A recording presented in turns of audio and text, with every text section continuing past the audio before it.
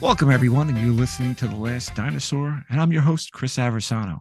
On today's podcast, we have Jaquelyn Burton, creative design for Kongsberg Maritime, and is on various boards of directors, including WISTA Norway. In today's episode of Tell Me More Tuesday, we're going to talk about design, what it is, and why it's important to the maritime space. Jackie, welcome to the podcast. Hi, thanks for having me here. So I always like to ask this when we have Tell Me More Tuesdays, we have an expert. What makes you an expert in design, especially in the maritime space? Because it's not something we often think about. So tell us, why are you an expert? Yeah, I think, I wasn't coming into design as an expert in design, but I had started after I came ashore working in product management and product development, and then looking at lists of requirements and lists of features. And then I got really interested in user experience design and how human-centered design in particular can reshape safety landscape in the maritime industry. And then, I started developing guidelines after where I worked. We acquired another company that was almost our size, and we had to incorporate their products into our product catalog and those kind of things. So then both the look and the feel of the design, as well as the usability, and harmonizing that across many different maritime products became kind of a big thing. And then I got tagged to lead design because of my user experience and kind of knowledge in the field. And talk a little bit, expand a little bit more about your knowledge in the field and your user experience, because I think that's really it builds the design side from a different point of view. You have people who, let's say, who focus on this at university and then kind of focus this right on the gate. Yeah. You talk about that you kind of came from the user side. Where on the user side? Was it all ashore, or was it at sea, or was it a combination of both? Because I think that's really interesting. It's a similar parallel to where I, on the product management side that I sit in now, I look at it like, well, I've used the products and I've been involved in, I'm on the commercial side business. Where did you get kind of your real, your user experience that lent itself well to design? Yeah. So as you told me earlier, I have the distinction of being the first King's Pointer for you. But I started at Kings Point in 2004, and I had my first ships as cadet in 2005. And I was what we call a shopper from Kings Point. So I did deck and engine. And during that time, I learned a lot about tools in maritime. But then I sailed from graduation until 2017, when I had a major shipboard fire. We lost the engine room and everything, and then we rebuilt the vessel, and I got to work a lot with automation and how to rebuild the ship systems, which was really interesting. And then after that, I did an executive MBA and went ashore. So I did 7 years on LNGs, and then the rest of the time on all different kinds of vessels. And then started working in automation products in Kongsberg. So really, you kind of have that real actual user experience and built that around it. And talk a little bit also about the project that you're working on, which kind of incorporates that. And this is really fascinating. And I'll put the link in the show notes for everybody. But talk a little bit about this 100-day project, which kind of led me to talk to you, because I'm like, oh, this is an interesting person. Yeah. So my work regularly is only concerned with certain aspects of the industry. And what I really wanted to look into is how to use design and how to use all of these tools that I have to work on, not only the strategy for a product or the strategy for our portfolio, but also how to design a business. Because a lot of the time you can use these human-centered design tools to design roles and to design jobs and to design businesses. And I wondered what it would look like if we tried to apply it to the entire industry. So the project is a human-centered ocean industry. And I'm talking to all different experts, and it's a 100-day project because I didn't want something that was infinite, because that felt too hard. So I was like, okay, I'll do it for 100 days and see what we can learn and what we can try to do to shape a more inclusive, safe, sustainable ocean industry for everyone, because no one company can do this. It has to be many companies together. And I was lucky enough earlier last year to get tagged as the chairman for SAMS, the Sustainable Autonomous Mobility Systems business cluster in Norway. And we have many, many companies in the cluster. I think it's like 35 or 40 companies in the cluster developing autonomous mobility systems. So everything from autonomous ferries, some of which are going to be in the Olympic Games opening ceremony in Paris. Should be really fun and interesting. But also how those seaborne systems fit in with the land-based systems and the air-based systems to make an entire mobility solution. And we work with different municipalities and technology providers to work on these kind of solutions. So it's quite interesting. But then I was wondering, how can we bring that kind of cluster development mindset to the industry as a whole? So that's part of the project and the incredibly sized problem that I've decided to take on. But I think no matter what, even if we can't come up with a solution, at least we can start. That's all we can do, really. Yeah, it's like putting one foot in front of another. You see these kind of motivational thing, and they show you like, well, I go back to my days at Fort Schuyler. You joked around about being the first King's Pointer, so I go back to my days as Fort Schuyler, and then sitting down to take the deck exam, right? Mm-hmm. And I remember going in the fall, and I wrote about this on my LinkedIn post, and I wrote sitting in the fall, I could see the classroom there.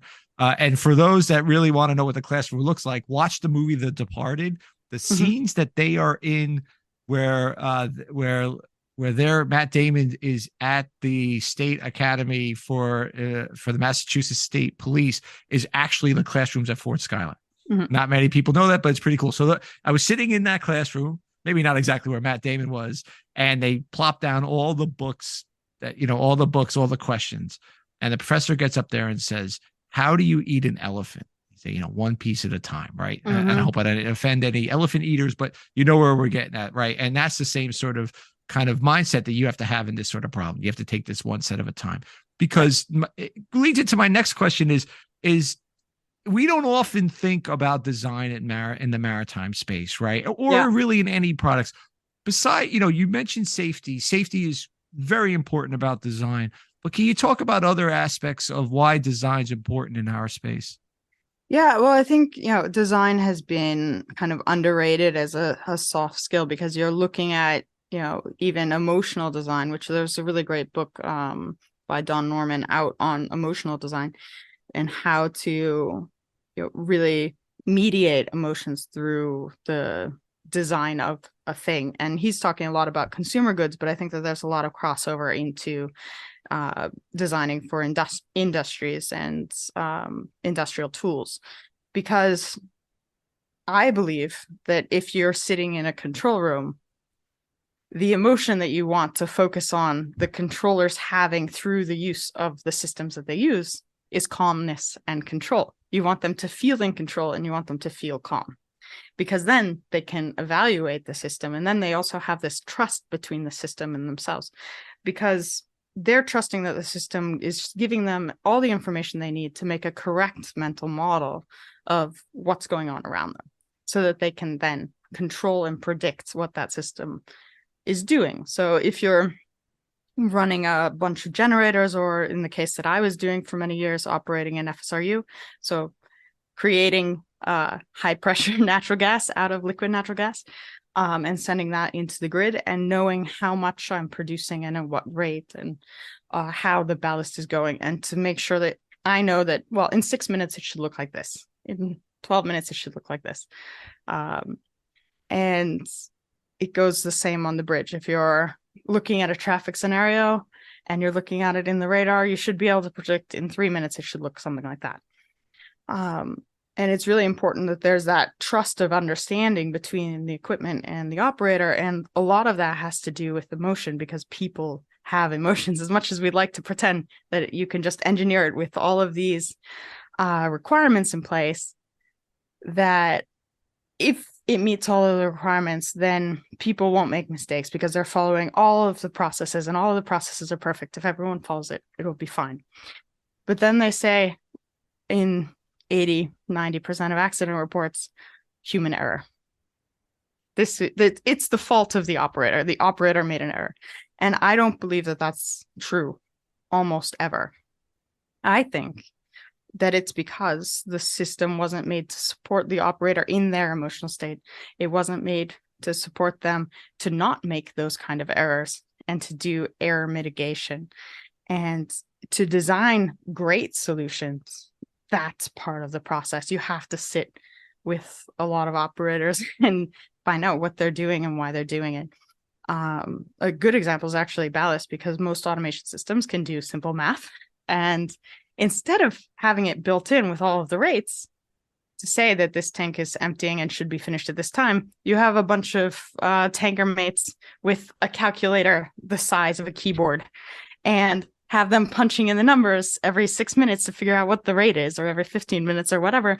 And it's completely unnecessary. And it's because their feedback hasn't been put into the system. And there's many reasons for that across the industry. And the main one is that the user of the system is very disconnected from the purchaser of the system. So the purchaser of the system is the customer, and the user is someone way down on the chain. It's okay. We don't have to care about them. It meets the standards. So it looks at, you look at, you know, as I've gotten in my journey as on the product side, you look at the different user personas, and I have some good references here, you know, user, purchaser, secondary, you know, there's people like kind of secondarily involved. There's all sorts of, just try to look for the, I have a like a little card game, and it outlines the different, and I think there's like 15 or 17 different personas. There's, and I think can be even more in the industry. It's completely insane. It is. This was just general. You know, whether it's, I think this was a little bit written to B2B, because they talk about people who purchase, you know, things. But I think that's really important, because it is not something, you know, you want to have the calmness. And I know from the software, I talk a lot to people who develop commercial software or software related to commercial, whether it's ESG kind of tracking and or abatement and things like that. And you still want to, I think one of the most important things is to realize that you have kind of a little bit control, maybe not necessarily of the situation, but of the data, right? How to see it, how to look at it, and you know, how to be able to manipulate and know that it's right. Not manipulate it in a bad way, but manipulate it for your use, you know, and I look at that. So that's really interesting, because it's like you said, it's not, it's something that you could probably prevent a lot of accidents by looking at that and giving the people the tools to make these decisions a little bit, maybe, and maybe more of a calm environment. Yeah, I'm also involved with the Human Factors in Control Forum that's done by Sintep, which is a research organization in Norway. And they have they have 2 conferences a year, and they do a lot of papers on human error and research and human factors in control systems, whether they're nuclear systems or transport systems or whatever. And one of the things that I kind of found most enlightening about it is that as long as we're looking at accidents in the Swiss cheese model, we're not actually making them preventable.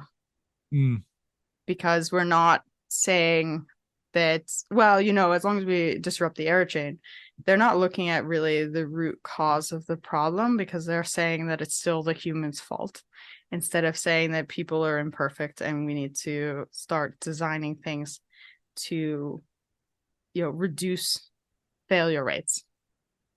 And that brings me to my next question of, it sounds like, you know, that is one of probably the bigger challenges that we have in design, is to kind of recognize overall that, you know, we're not infallible, we're not perfect, we're not these stoic machines. You know, we have emotions and get distracted or get focused on a different problem, get tired, right? Yeah. You know, I mean, I was just sitting on my couch last night trying to watch a show. It was like 10 o'clock. I'm like, I can't keep my eyes open. Time for bed. You know, I can't do that if I'm in a cargo control room, right? And exactly. Obviously, it's very different. Well, and I mean, even if you don't stay up late, maybe you didn't sleep well, whatever, and you can have, you know, fatigue is a problem in the industry. You can have just misunderstandings. You can have, oh, well, I forgot to bring my glasses down and I can't see the screen. You have all kinds of stuff that are possible. But if we don't take that into account and we don't allow it to be taken into account because the customer and the user groups happen to be so disconnected, then there's not a way right now to approach the design of the control systems if people aren't willing to pay what it costs to spend the time to design it well. And I think that as long as we're just blaming the human, then it won't really change that much. And I think also we talked about this. I think this was before we got going. The other piece is, well, just give me that feature. And I'm thinking more of less of the at sea items and more of the shore based items. Well, just give me that feature. And then you're like, yeah, I could give you all the features in the world. And I learned this early on. I can give you every feature, but if it's cluttered, you don't know where it is. It doesn't have all the parts that you need of it. I want to be able to download. I want to be export it. Well, you didn't say that. You just said give you the feature. I think that it just highlights how important design is. And I think the hope is that it becomes more and more a critical part of and sometimes they're asking process. for the feature that's actually just a workaround for the stuff that they really need, because the kind of famous quote is they would just ask me for a faster horse instead of a car. And I think that that's often the case, and without going through big design practices and spending the real time doing user research and reflecting on the user needs, and then doing iterations of that, testing. And if you don't approach it that way, you're never going to get great tools. And I think one of the great things that I learned early on from a colleague is, the 7 or 5 whys, right? Well, why do you want that? Why do you want that? And then, because then it leads to what you just spoke about, right? Which is tool that you're asking for, the feature you're asking for is just a workaround for X, but people don't even realize that half the time when they're asking for it until you ask, well, why? Well, why are you doing that? You keep on pressing until no, well, this is what I really want to do. Oh, okay. So then that's a whole different thing. Or in some cases, we already have it. You could do it this way. And they don't even realize that that it's built in. They've just been so fixated with a certain workflow. And I mean, you can see that really in the first versions of Actis, and it doesn't matter what manufacturer you're looking at, because it came out of the Actis regulations that were looked at like, well, we need to have these features. And not necessarily, well, we need people to navigate well and to be able to do good passage planning. Which is still very difficult to do on Actis because of the regulations specifying features. Right. Well, I my sailing days were pre-Actis, so I will leave that expertise to you. And I will, as we start to wind down, because I think this was a great summary for those in the industry who are either users of digitization or people who are on the design side, to hear somebody speaking their own language. And I'm sure expressing the frustrations that you have. What's your kind of parting thought here and your parting hope for our industry? I don't know. It helps to have a really great design team, because I have a lot of people who know way more than me about design actually in my team. So I can just help to direct them to different user groups and not to make something custom for me, because I do tell them that I am not a user. I was a user before. And to make sure that we are actively testing and engaging with different people in the industry.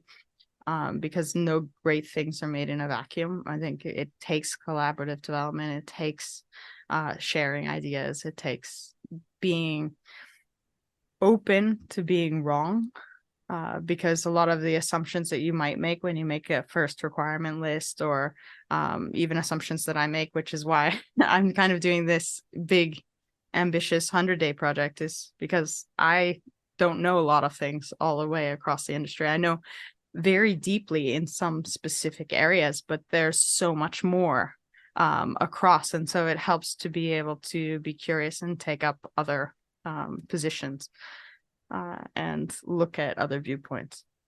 I think that's a great thing. And I know from just doing this podcast, people say, oh, you're an expert in the maritime industry. Yeah, well, this really tight slice of yes, I am. Beyond that, I have no idea. I mean, I have an idea, but not that much. So, well, Jackie Bird, thank you for coming on the podcast. I do appreciate it. Good luck with your project. And by the time we drop this, I think you'll probably be another 2 weeks or so. So maybe a little shy of halfway done. I will put the link, like I said, in the show notes as well as in the newsletter. Hopefully people will check that out because I think it's pretty exciting. Jackie, thank you for coming on the podcast.